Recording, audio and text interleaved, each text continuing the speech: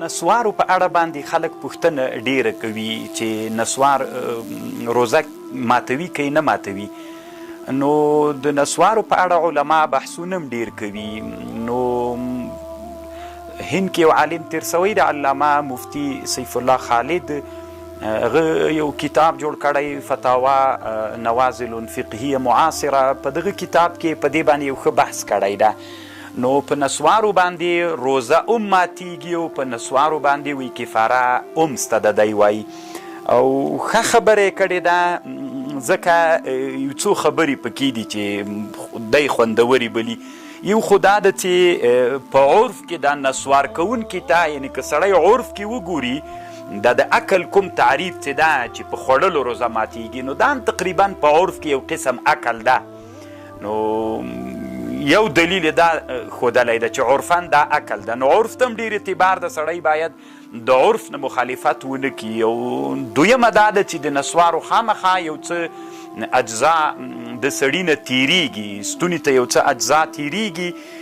نو دا یې دویم علت ویلی. بل مهم علت دا ده چې احتمال د دې سته پکې چې اجزا تیر سي. اوس ګوره، خوب په خپله باندې ماتونکی د روزي د اوداسه نه ده.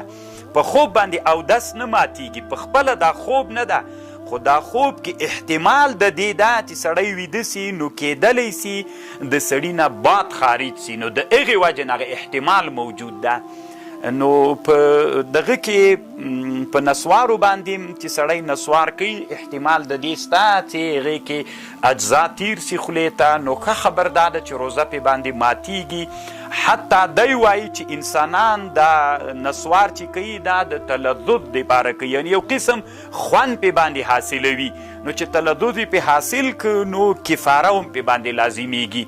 نو علما ورونو کوشش وکړي چې په دغه مسئله کې مسلمانانو ته سهولیت مه کوئ.